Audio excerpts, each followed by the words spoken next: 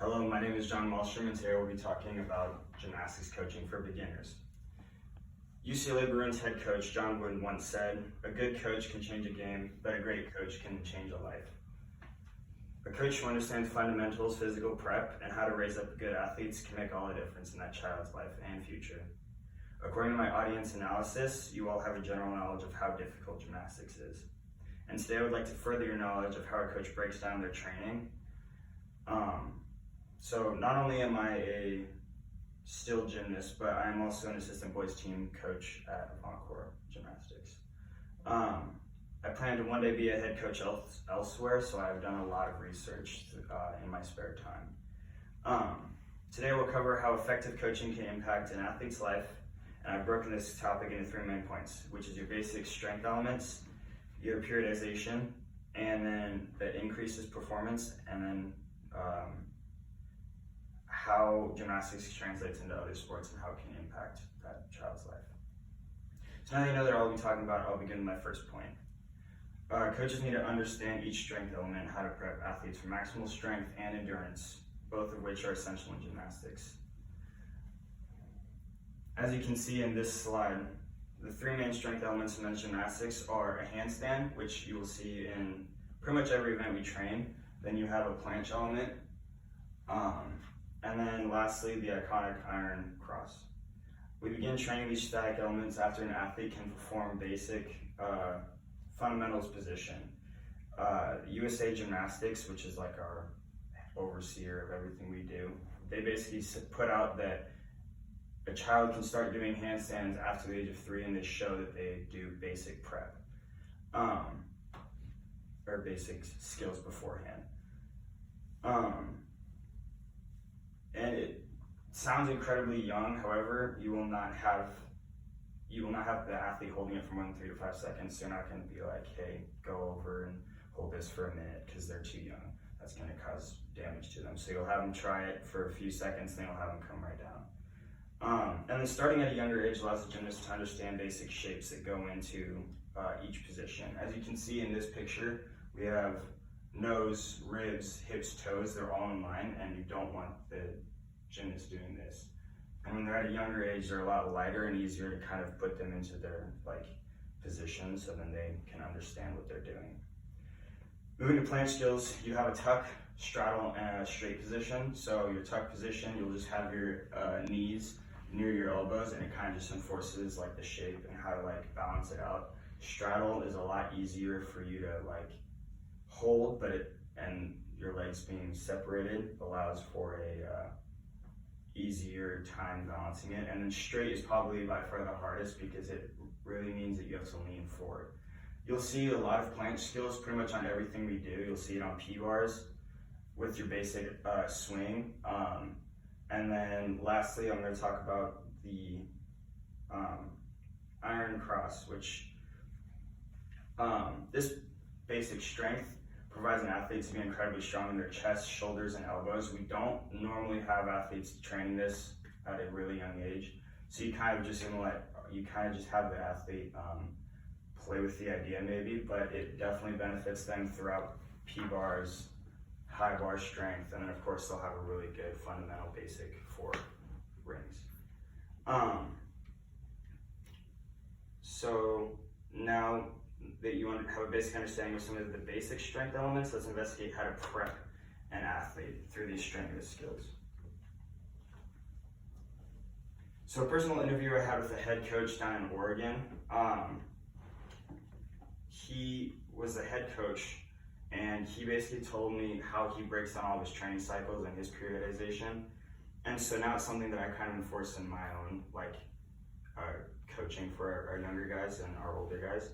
So how he breaks it up is that he breaks the training cycles into macro, meso, and micro cycles. And the macro is a yearly training plan, which is then divided into a macro and a micro cycle, and the meso and the micro cycles. The mesocycle is a 3 to 6 week phase that corresponds with specific training, and then the microcycles are weekly training cycles. Within that yearly training, which is your macro, you have 4 subphases, which is general prep, specific prep, pre-competitive, and then competitive, and then the transition I'll get into a little bit more. General prep is your hypertrophy phase, which is a high volume of skills with low intensity. So generally the athletes will balance both sides of the muscle. So if an athlete is working out their bicep, they will also pair it with the tricep exercise. And then you have specific prep, which is when you start to see a lot of moderate intensity and you target fatigue with gymnastics skill strengths, which goes with the skills that you just saw. So then you go into your pre-competitive phase, and then you will have a moderate volume and intensity. And that's more of speed of movement with a higher load that transfers to your strength skills. So again, you're gonna do a lot more like swing to a strength skill, and then you have to hold the position, which would be a handstand, planche, and then maybe a cross if you're a strong enough athlete. So instead of building big muscles or refining your shapes, you're having them work towards quick motions to a static position. And then lastly, there's your competitive maintenance that is now targeted towards maximal strength exercises with more focus on core and opposing muscle groups. This for injury prevention. And then after each of these cycles have been developed, there is a focus on the transition phase, which is refinement of basic shapes, technique, and it leads to overall strength and moving to the next macro cycle. And you just break this up every single year. And it's pretty similar every single year, and you don't really have to move too far from it. And because coaches have to do all this research and prep, providing tools necessary for an athlete to succeed in their sport, let's take a look at how athletes can translate this kind of training into other sports. So gymnastics is a very individual sport. Your success is due to your athleticism and your coach's guidance. There isn't a teammate who can do your skills, strength, or flexibility.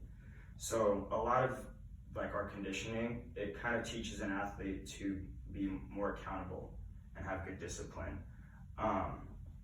which can benefit the athlete if they decide to pursue another sport. Jim Rohn, an entrepreneur and author, said, "Discipline is the bridge between goals and accomplishments." In sport, it's the same idea, and gymnastics provides that foundation. Grit mentality is that kind of skill that can be taught in gymnastics and can be transferred to that other sport. And grit is meaning that in psychology, it's a positive trait and is the perseverance and passion to achieve long-term goals. Within gymnastics, you have seasonal goals and long-term goals.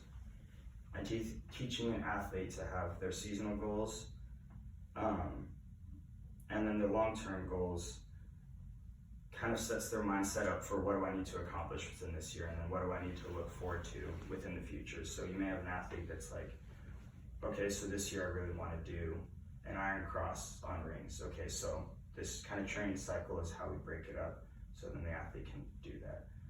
Okay, but then what do they want to do throughout the rest of their life? They want to be a college athlete. They need to train hard like this every single year. And show that discipline and that grit, I guess.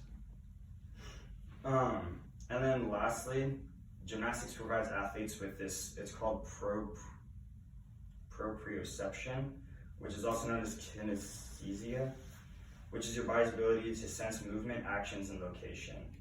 It's present in every muscle movement you have. Proprioception results from sensory receptors in your nervous system and body. Most of these receptors are located in your muscles, joints, and tendons. When you move, the receptors send detailed messages to your brain about your positions and actions.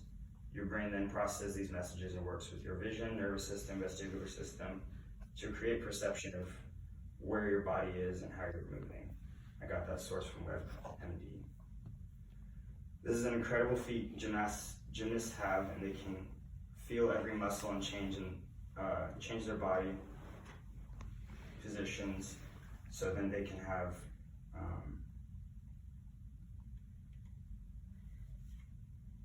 they can feel every muscle and change in the body, which then provides good agility and balance needed for basketball, soccer, and football.